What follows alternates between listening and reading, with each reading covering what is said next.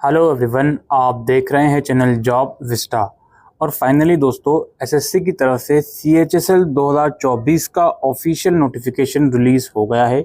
8 अप्रैल को late night ये जो नोटिफिकेशन है ये रिलीज़ हुआ है।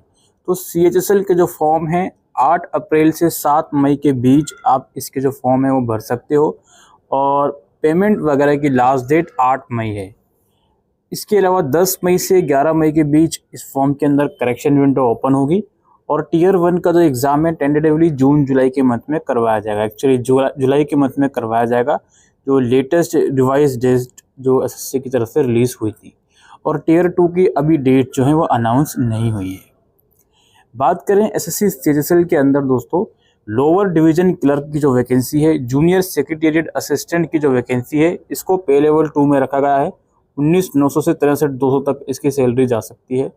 इसके अलावा डेटा एंट्री ऑपरेटर को पे लेवल 4 में रखा गया है, और पे लेवल 5 के अंदर भी इसकी वैकेंसी निकलेगी। Data entry operator grade A की भी वैकेंसी निकाली जाएगी, जो कि ये पे लेवल 4 के अंदर रखी गई है। टेंटेटिव वैकेंसीज़ की बात करें, 3712 टोटल वैकेंसीज़ हैं। अब किस किस पोस्ट की वैकेंसी, किस किस डिपार्टमेंट में नंबर ऑफ़ वैकेंसीज़ कितनी है, ये एसएससी की वेबसाइट पर जाकर आप कुछ टाइम में देख पाओगे। ठीक है, यहाँ पे लिखा हुआ कैंडिडेट कॉर्नर में जाके टेंटेटिव वैकेंसीज़ के सेक्शन में जाकर आप उसको देख पाओगे। इसके अलावा जो भी रिजर्वेशन रूल वगैरह रहता है गवर्नमेंट का, उसके अकॉर्डिंगली ही सबको रिजर्वेशन दिया जाएगा। यहाँ लिखा गया है कि पोस्ट वाइज किस किस डिसेबल कैंडिडेट को यहाँ पे जो है पोस्ट में अप्लाई कर सकता है वो, तो उसकी यहाँ पर रिक्वायरमेंट जो है वो लिखी गई है। एलिजिबिलिटी की बात करें तो नेशनलिटी या सिटीजनशिप तो वही रहेगी, इंडियन सिटीजन या सब्जेक्ट ऑफ नेपाल या भूटान। और इसके अलावा एज लिमिट की बात करते हैं। एज लिमिट जो आपकी है दोस्तों, वो एज ऑन 1 अगस्त से कंसिडर होगी। जी हाँ, 1 अगस्त से जो एज लिमिट है कंसिडर होगी। इसमें 18 से 27 एज लिमिट रखी गई है, यानी कि 2 अगस्त 1997 से पहले और 1 अगस्त 2006 के बाद की डेट ऑफ बर्थ आपकी नहीं होनी चाहिए। और अपर एज लिमिट में रिलैक्सेशन रखा गया है। SC/ST को 5 साल, OBC को 3 साल, डिसेबल कैंडिडेट को 10 साल का रिलैक्सेशन है। और यहाँ पे जो OBC या SC/ST है, फिजिकली डिसेबल कैंडिडेट, उनको भी अपर एज लिमिट में रिक्वायर्ड रिलैक्सेशन दिया जाएगा। और यहाँ पे कुछ डिपार्टमेंटल कैंडिडेट, कुछ एक्स सर्विसमैन हैं और कुछ विडो डाइवर्स वुमेन हैं, उन्हें भी अपर एज लिमिट में रिलैक्सेशन दिया जाएगा। और 10th क्लास की मार्कशीट जो है वो as a date of birth proof काम करती है। बाकी जो भी रिजर्वेशन क्राइटेरिया के अंदर आप फॉलो करते हो उसका डॉक्यूमेंट आपको चाहिए होगा। इसके बाद हम बात करते हैं इम्पोर्टेंट एजुकेशन क्वालिफिकेशन की। दोस्तों, एजुकेशन क्वालिफिकेशन भी आप लोगों को 1 अगस्त तक कंप्लीट करनी है। जी हाँ, 1 अगस्त 2024 तक ये एजुकेशन क्वालिफिकेशन कंप्लीट होनी चाहिए। इसमें जो आपकी डेटा एंट्री ऑपरेटर की वैकेंसी है, ministry of consumer affair, food and public distribution and ministry of culture में, इसमें आपको 12th क्लास की रिक्वायरमेंट है साइंस स्ट्रीम के साथ, और उसमें मैथमेटिक्स सब्जेक्ट आपने पढ़ा होना चाहिए। इसके अलावा जो बाकी की जितनी भी वैकेंसीज़ हैं, lower division clerk, junior secretariat assistant, या इवन जो डेटा एंट्री ऑपरेटर की जो वैकेंसी इन डिपार्टमेंट्स के अलावा दूसरे डिपार्टमेंट के अंदर है, इन सभी पोस्ट के लिए आपको 12th क्लास की रिक्वायरमेंट है रिकग्नाइज यूनिवर्सिटी से। जो कैंडिडेट अगेन 12th क्लास के एग्ज़ाम जिसने इस साल दिए हैं या देने वाला है, वो भी एलिजिबल है। कंडीशन ये है कि 1 अगस्त 2024 तक आपका रिजल्ट आ जाना चाहिए। ठीक है, तो ये कहानी है। इसके बाद हाउ टू अप्लाई ऑनलाइन करना है। यहाँ पे एक चीज़ याद रखिएगा, आपने प्रीवियस जो एसएससी की पुरानी वेबसाइट है उस पर रजिस्ट्रेशन किया हो या नहीं किया हो, उससे अब फ़र्क नहीं पड़ता। आपको नई वेबसाइट जो है इसमें OTR करना होगा, OTR के बेसिस पर आपको अप्लाई करना होगा। ऑलराइट, एप्लीकेशन फ़ीस सभी को मालूम है, 100 रुपीज़ की फ़ीस लगती है। और जो SC/ST है, वुमेन या अदर रिजर्व कैटेगरी के कैंडिडेट हैं, वो फीस पे करने से एग्जेम्प्ट रहते हैं।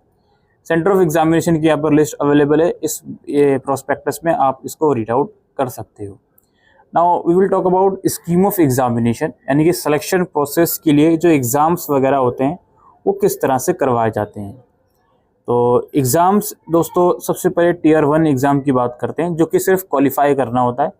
इसको फाइनल सिलेक्शन के लिए कंसिडर नहीं किया जाता। इसका सारा जो काम होता है टीयर 2 के लिए कैंडिडेट को शॉर्टलिस्टेड करने के लिए इसके स्कोर को कंसिडर करा जाता है। टीयर 1 में इंग्लिश लैंग्वेज बेसिक नॉलेज इससे रिलेटेड 25 क्वेश्चन 50 मार्क्स के रहेंगे। और again general intelligence, quantitative aptitude और जनरल अवेयरनेस इससे रिलेटेड 25 क्वेश्चन 50 मार्क्स के रहेंगे।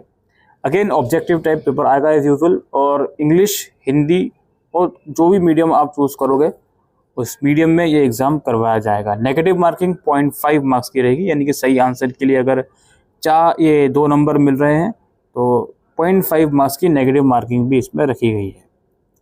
टीयर 2 एग्जाम की बात करते हैं। टीयर 2 के अंदर सेशन रखे गए हैं अलग अलग। सबसे पहले हम सेशन 1 की बात करते हैं। सेशन 1 की, सेशन 1 में जो पहला मॉड्यूल है वो मैथमेटिक है, दूसरा मॉड्यूल है reasoning and general intelligence. Number of question 30 रहेंगे, टोटल 60 क्वेश्चन हो गए 180 मार्क्स के। ठीक है, सेशन 1 में सेक्शन 1 था वो।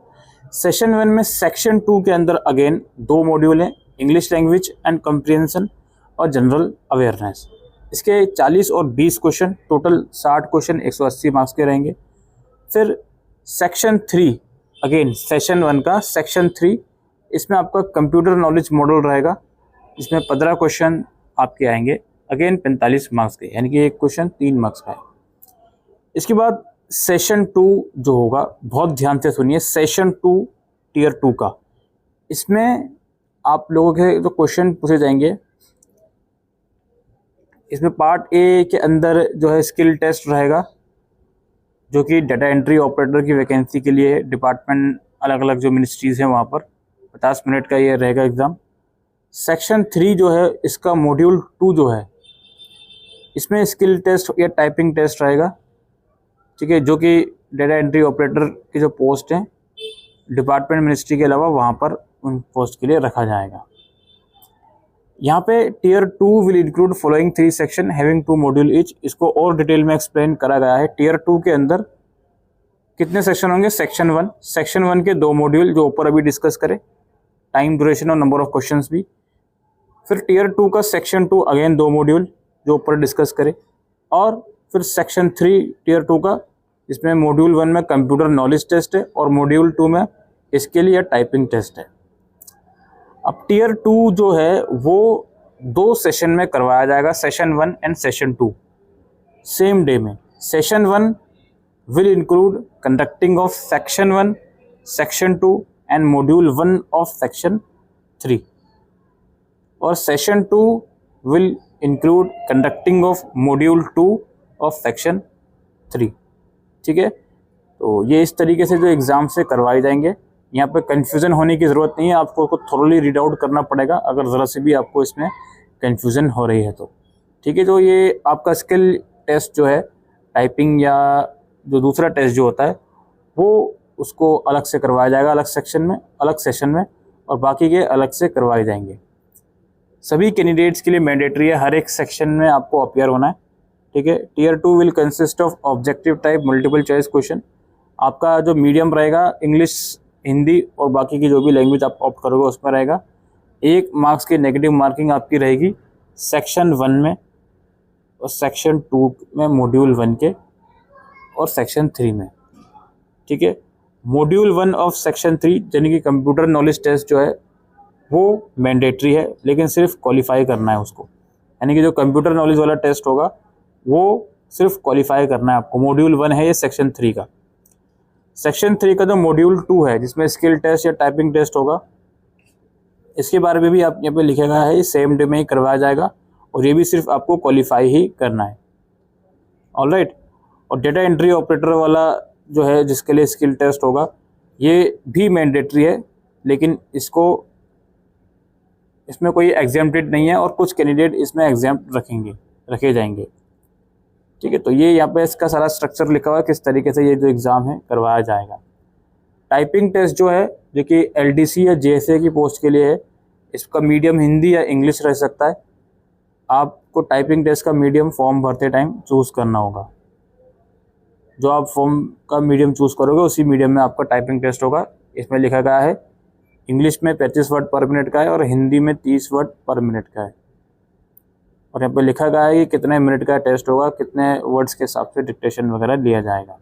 देन यहाँ पे डिटेल सिलेबस अवेलेबल है, आप इस डिटेल सिलेबस को रीड आउट कर सकते हो कि क्या क्या सेक्शन के अंदर क्या क्या डिटेल में पूछा जाएगा। उसके बाद हर एक एग्ज़ाम्स के लिए एडमिट कार्ड एसएससी की वेबसाइट पर रिलीज़ करा जाएगा, वो यहाँ पर अवेलेबल है। चूँकि पोस्ट जो होती हैं अलग अलग डिपार्टमेंट मिनिस्ट्रीज़ में होती हैं, तो उनका पोस्ट प्रेफरेंस भी आपको भरना होगा। ये फाइनल रिजल्ट डिक्लेयर होने से पहले ऑनलाइन भरवाया जाएगा, तो बी वेरी केयरफुल। अगर फाइनल सिलेक्शन तक आप पहुँचते हो तो पोस्ट प्रेफरेंस भी आपको भरना होगा, क्योंकि उसी पोस्ट प्रेफरेंस के बेसिस पर और आपके जो स्कोर है उसके बेसिस पर जो फाइनल अलॉटमेंट है वो आपको दिया जाएगा आपकी वैकेंसी के अकॉर्डिंग। मोड ऑफ सिलेक्शन की बात करते हैं। टीयर 1 के मार्क्स के बेसिस पर कैंडिडेट को टीयर 2 एग्जामिनेशन के लिए शॉर्टलिस्टेड करा जाएगा, ठीक है। और देयर में भी separate category wise cut off in tier 1। Tier 1 में कैटेगरी वाइज पोस्ट वाइज अलग अलग कट ऑफ बन सकती है, जो यहाँ पे अवेलेबल है।